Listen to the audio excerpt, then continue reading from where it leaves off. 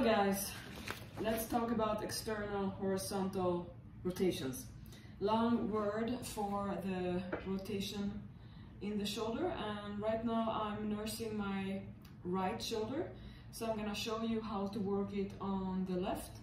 And when it comes to bands, first of all, make sure that you're stacking your hair, because it's very easy to get stuck in these rubber bands, and then all of a sudden you get the burn from the rubber and then hair goes into it. So that's a nice little cone. It's not a fashion statement. Who do I think? Anyway, let's do this. All right, so when it comes to bands, the angle matters. So it's all about getting the peak tension on the band in the right area.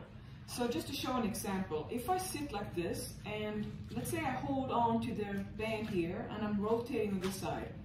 In this end here, this is supposed to be the end of the most tension on the muscle I want to work on, the external rotation.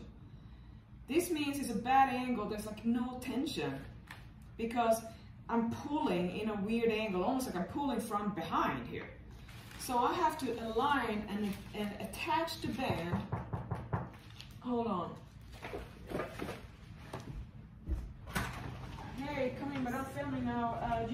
Yeah, come in. Yeah, I'm just filming. Hey guys, so this might help you.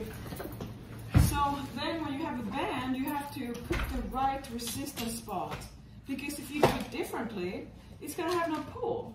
So the difference between bands and dumbbells is that the dumbbells are gravity, and bands, you have to think about where's the angle. So another example, for instance, is like when you do a banded pull-up. Now I don't sit on a good way, but let's say I'm trying to do a seated pull down like this. And if I start from this position, there's no tension in the start. So what do? Well, I have to make sure that the pull is higher up, or I shorten the band, so I have a longer tension. So you have to find the position where you have full tension to the start, and then match it with the peak. Now with bands, you're gonna notice that you're gonna have shorter range of motion, you're gonna have pulsing modes.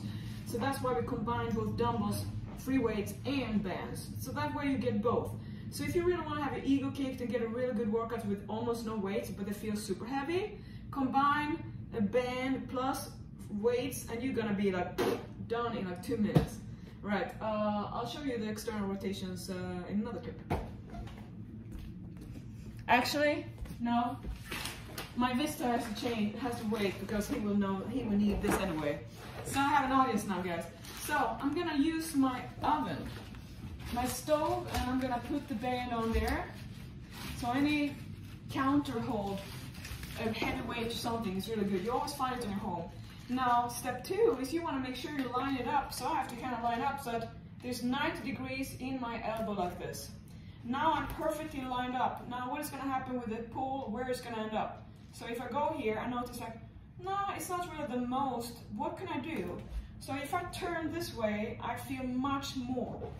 So then if I go a little angle, it's almost like a V form, like a triangle. Now I'm getting there. So you have to work like that, thinking about angles, directions, where's the pull coming? And remember, the end of this peak contraction is where you want to have the most contraction. Not here, because you're not going to be able to go all the range. All right? Try it.